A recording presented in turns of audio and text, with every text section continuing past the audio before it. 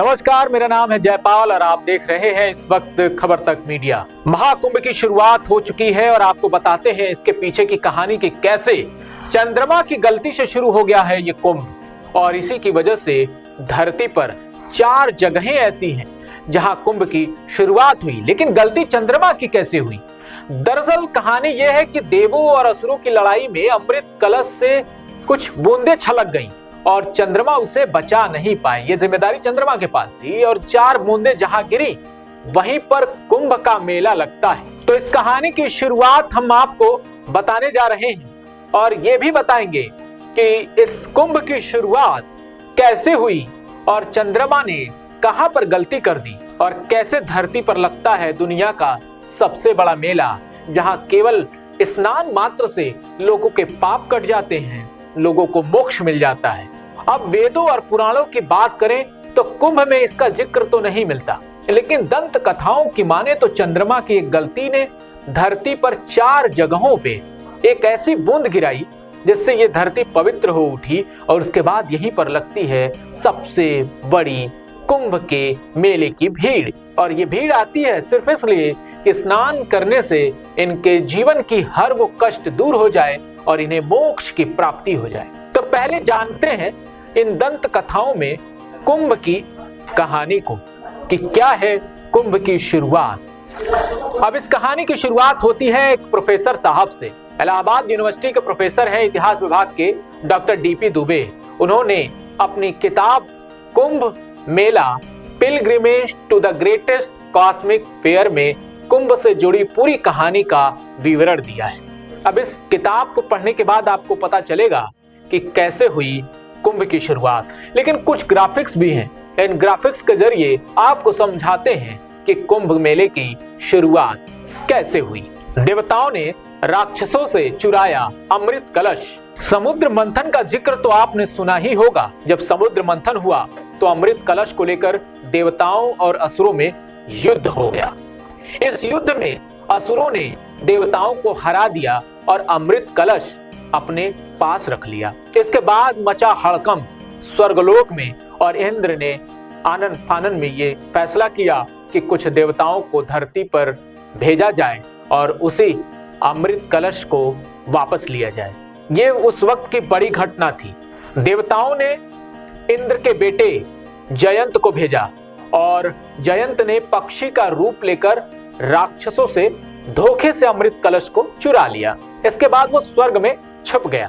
लेकिन कहानी अब यहीं से दिलचस्प मोड़ लेती। इसी कहानी में जयंत के साथ 4 और देवताओं को भी भेजा गया। पहले ये जान लेते हैं कि ये 4 देवता थे कौन कौन। तो पहले देवता थे चंद्रमा, दूसरे सूर्य और तीसरे बृहस्पति, चौथे शनिदेव। इन चारों की जिम्मेदारियां, इनके काम और इन्हें भेजा क्यों गया ये भी जान लेते हैं। पहले ये जान लेते हैं कि चंद्रमा की क्या जिम्मेदारी थी और उन्हें क्यों भेजा गया था। तो चंद्रमा को भेजने का कारण इतना था कि कलश से वो अमृत कहीं छलकने ना पाए। ये चंद्रमा को जिम्मेदारी दी गई थी कि जो कलश है उसको छलकने से बचाना है। सूर्य को जिम्मेदारी दी गई थी कि कलश को टूटने से बचाना है, जबकि बृहस्पति को यह जिम्मेदारी दी गई थी कि राक्षसों को रोकना है। शनिदेव की जिम्मेदारी थी कि जयंत की निगरानी करनी है ताकि जयंत कहीं सारा अमृत खुद ही न पी जाए। अब देखिए, इंद्र के बेटे पर भी देवताओं को भरोसा नहीं था, इसलिए उन्होंने शनिदेव को लगा दिया। इसके बाद अब यही होती है कहानी में थोड़ी सी ट्विस्ट जो आपको बताने जा रहे हैं। अब ये सब कुछ तो हो गया, देवताओं ने अपनी जिम्मेदारी बांट ली, उसके हिसाब से काम भी करना शुरू कर दिया। लेकिन अब यहीं पर कलश स्वर्ग ले जाते समय अमृत छलक गई और ये 4 बूंदें छलक कर धरती पर गिर गई। अब धरती पर जहां जहां ये बूंदें गिरी उन जगहों का आप नाम भी जान लीजिए। दंत कथा के मुताबिक देवताओं ने राक्षसों से अमृत कलश चुरा तो लिया, लेकिन इसे छलकने से बचा नहीं पाए। छलकने से रोकने की जिम्मेदारी किसकी थी? चंद्रमा की। और यही चंद्रमा से गलती हो जाती है और स्वर्ग ले जाते हुए रास्ते में ही इसकी 4 बूंदें उस कलश से छलक गई और यही 4 बूंदें जब पृथ्वी पर 4 जगह गिरी, कुंभ जैसा आयोजन होने लगा। वो पहला जगह था हरिद्वार, दूसरा प्रयागराज, तीसरा नासिक और चौथा उज्जैन।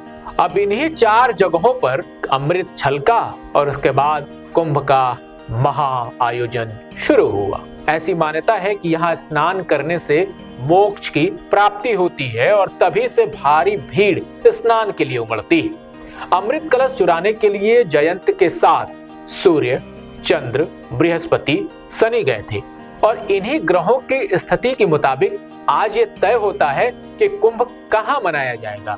आगे बताते हैं कि ये ग्रह और इनकी स्थिति कैसे तय की जाती है। जैसे हरिद्वार की बात करें तो यहाँ चैत्र मास में जब गुरु शनि की कुंभ राशि में हो और सूर्य मेष की राशि में हो तब वहां पर कुंभ मेला लगता है। अब प्रयागराज की बात कर लें तो माघ मास में जब गुरु मेष या वृषभ राशि में हो और सूर्य और चंद्रमा दोनों शनि की मकर राशि में हो तब कुंभ मेला लगता है। ये बड़ा दिलचस्प वाकया है और ये आज भी ज्योतिषी गणना पर आधारित।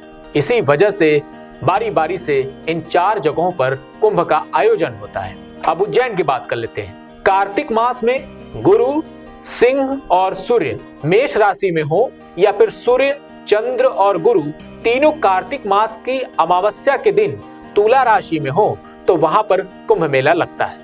आपको नासिक का बताते हैं। भाद्रपद मास में जब सूर्य और गुरु दोनों सूर्य की अपनी सिंह राशि में हो या जब सूर्य और चंद्र एवं गुरु तीनों अमावस्या के दिन कर्क राशि में हो तब वहां कुंभ का आयोजन होता है। अब आपको बताते हैं कि ग्रंथों में कुंभ शब्द का उल्लेख कहाँ है। तो देखिए, प्राचीन ग्रंथों में कुंभ शब्द का उल्लेख कुछ ही जगहों पर मिलता है। संगम के स्नान और प्रयागराज का जिक्र भी मिलता है। हर साल माघ के महीने में स्नान के महत्व का भी जिक्र मिलता है, लेकिन कुंभ जैसे किसी आयोजन का जिक्र किसी भी ग्रंथ में नहीं मिलता। ये बड़ी अजीब बात है और बहुत ही दिलचस्प भी है। कुंभ का तो प्रमाण मिलता है, कुंभ का जिक्र तो मिलता है, लेकिन कुंभ जैसे किसी आयोजन का जिक्र क्यों नहीं मिलता? इस सवाल का जवाब आगे मिलेगा। तो सबसे पहला वो ग्रंथ कौन सा है जिसमें आपको कुंभ शब्द का जिक्र सुनाई देता है? तो वो ग्रंथ है ऋग्वेद। ऋग्वेद के 10वें मंडल के 89वें सूक्त के 7वें मंत्र में कुंभ शब्द मिलता है। तो ऋग्वेद से करीब 600 साल बाद जब अथर्ववेद पूरा हुआ तो इसमें भी चौथे मंडल के 34वें सूक्त के 7वें और 19वें मंडल के 53वें सूक्त के 3रे मंत्र में कुंभ शब्द मिलता है, लेकिन कहीं भी प्रयाग में कुंभ पर्व मनाने का जिक्र नहीं मिलता। ऋग्वेद ग्रंथ के 10वीं मंडल के 75वें सूक्त के 5वें मंत्र में गंगा, यमुना और सरस्वती का उल्लेख मिलता है। ऋग्वेद पर टीका के हवाले से डॉक्टर डीपी दुबे ने अपनी किताब Kumbh Mela pilgrimage to the greatest cosmic fair में कहा है कि तीनों नदियों का एक साथ जिक्र संगम की ओर इशारा करता है। ये संगम प्रयागराज में है, यहीं त्रिवेणी भी है, यानी तीनों नदियों का अद्भुत मिलन। और इसी पवित्र जगह पर 144 साल बाद लग रहा है महाकुंभ। मत्स्य पुराण का भी जिक्र आता है। यहाँ पहली बार यह जिक्र मिलता है कि हर साल माघ के मेले में प्रयाग के संगम में स्नान से मोक्ष मिलता है। अब महाभारत में अश्वमीमांसा में भी इसका जिक्र आता है। इसमें तीर्थ यात्रा खंड में प्रयाग का वर्णन है, जिसमें प्रयाग को प्रमुख तीर्थ स्थान कहा गया है। गंगा और यमुना के बीच की धरती को पवित्र योनि और प्रयाग को इस योनि का मुख माना गया है। अब मध्यम निकाय की बात कर लेते हैं। ये दरअसल बौद्ध ग्रंथ है। इसमें भगवान बुद्ध के हवाले से कहा गया है कि क्रूर लोगों को प्रयाग में स्नान करने के बाद भी मोक्ष नहीं मिल सकता।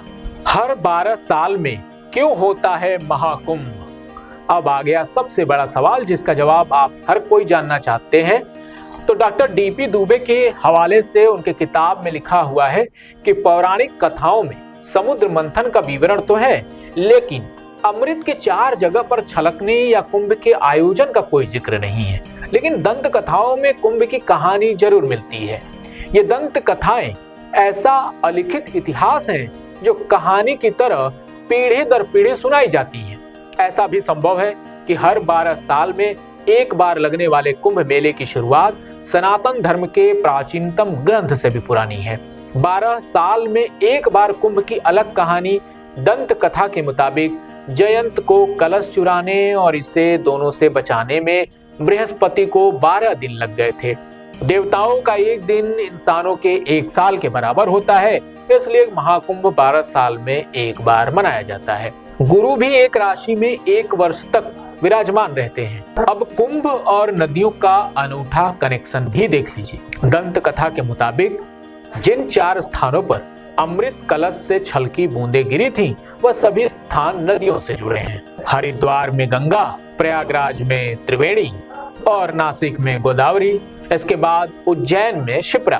हरिद्वार में गंगा नदी मैदानी इलाकों में उतरती हुई आती है। ये हिमालय से आती है और मान्यता है कि यह गंगा अमृत की तरह है। प्रयागराज में गंगा, यमुना और सरस्वती का संगम माना जाता है। इसे त्रिवेणी भी कहा जाता है, इसलिए यहाँ का पानी महाअमृत की तरह माना जाता है। जबकि नासिक में दक्षिण की गंगा कही जाने वाली गोदावरी का अरुणा और वरुणा में संगम होता है, इसलिए यह भी पवित्र होता है। उज्जैन में शिप्रा नदी उत्तर दिशा की ओर बहती है, ठीक उसी तरह जैसे काशी में गंगा उत्तर दिशा की ओर बहती है। और इन चारों जगहों के साथ ही ये 4 पवित्र जगह हमने आपको बता दिए। कुंभ की कहानी को हम और भी आगे आपको विस्तार से बताएंगे दूसरी एपिसोड में, लेकिन फिलहाल के लिए नमस्कार।